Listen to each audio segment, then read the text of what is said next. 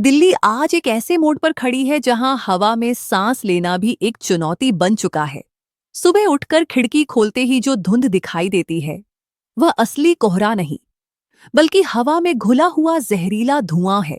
सड़कों पर चलते हुए गले में जलन महसूस होती है, आंखों से पानी निकलने लगता है और सीने में भारीपन महसूस होता है।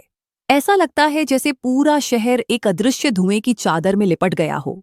दिल्ली के लोग अब मौसम नहीं, हवा की हालत देखते हैं, क्योंकि हवा की हालत ही ये तय करती है कि बच्चे स्कूल जा पाएंगे या नहीं, जॉगिंग हो पाएगी या नहीं, और घर से बाहर निकलना सुरक्षित है या नहीं। हवा अब जीवन की बजाय एक खतरा बन गई है। इस प्रदूषण का असर सिर्फ असहजता तक सीमित नहीं है, ये शरीर को अंदर से धीरे धीरे कमजोर कर देता है। फेफड़ों पर सबसे भारी असर पड़ता है। लगातार गंदी हवा लेने से सांस छोटी हो जाती है, सीढ़ियां चढ़ना मुश्किल लगता है और अस्थमा, ब्रोंकाइटिस जैसी बीमारियों का खतरा बढ़ जाता है। छोटे बच्चों के फेफड़े अभी पूरी तरह विकसित नहीं होते, इसलिए जहरीली हवा उनका सबसे बड़ा दुश्मन बन जाती है।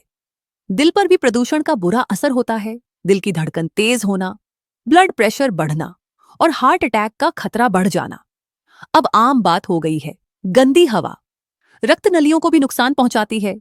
आंखों में लगातार जलन रहना, गला सूखना, लगातार खांसी आना, ये सब दिल्ली वालों का रोज का अनुभव बन चुके हैं। गर्भवती महिलाओं पर इसका असर और भी ज्यादा होता है। गंदी हवा पेट में पल रहे बच्चे की सेहत को प्रभावित कर सकती है। कम वजन का बच्चा पैदा होना, इम्यूनिटी कमजोर होना जैसी समस्याएं बार बार सुनने को मिल रही हैं। बुजुर्गों के लिए भी यह हवा बेहद खतरनाक है, क्योंकि उनकी प्रतिरक्षा प्रणाली पहले से ही कमजोर होती है। अब सवाल उठता है कि दिल्ली की हवा इतनी खराब क्यों हो रही है? इसकी वजहें कई हैं। दिल्ली की सड़कें लाखों गाड़ियों से भरी रहती हैं और हर गाड़ी हवा में धुआं छोड़ती है। बड़े बड़े निर्माण कार्यों से उड़ने वाली धूल हवा में मिलकर उसे और जहरीला बना देती है। सर्दियों में हवा की गति धीमी हो जाती है, जिससे पूरा शहर धुएं की चादर में ढक जाता है। पड़ोसी राज्यों में पराली जलती है तो उसका धुआं भी दिल्ली की हवा को काला कर देता है। फैक्ट्रियों और डीजल जनरेटर के कारण भी हवा की गुणवत्ता और गिर जाती है। कई बार सुरक्षा जांच या किसी बड़े आयोजन के दौरान ट्रैफिक को रोका जाता है। चेकिंग से लंबी लाइनें लग जाती हैं। वीआईपी मूवमेंट के कारण सड़कें जाम हो जाती हैं। इन जामों में घंटों खड़ी गाड़ियां लगातार धुआं छोड़ती रहती हैं। यही धुआं हवा को और ज्यादा खराब कर देता है। ट्रैफिक डायवर्जन की वजह से लोग लंबा रास्ता लेते हैं। इससे ईंधन भी ज्यादा जलता है और हवा में धुआं भी ज्यादा फैलता है।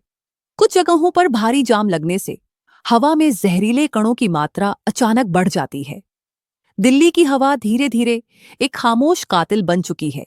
यह दिखता नहीं, पर हर सांस के साथ शरीर के अंदर जाता है और नुकसान करता है। बच्चे, बुजुर्ग, महिलाएं और आम लोग सब इसकी चपेट में हैं। डॉक्टर लगातार सलाह दे रहे हैं कि लोग बाहर निकलते समय मास्क का इस्तेमाल करें।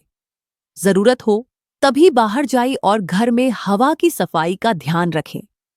दिल्ली आज जिस हालत में है वह सिर्फ मौसम की वजह से नहीं, बल्कि हमारी ही बनाई हुई परिस्थितियों का नतीजा है।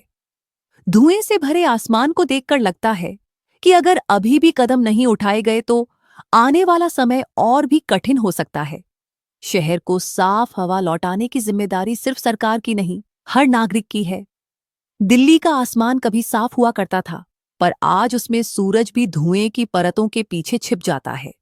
समय आ चुका है कि हवा को सिर्फ महसूस न किया जाए, बल्कि उसकी लड़ाई लड़ी जाए, क्योंकि हवा ही जीवन है और दिल्ली की हवा आज जिंदगी नहीं, खतरा बन चुकी है।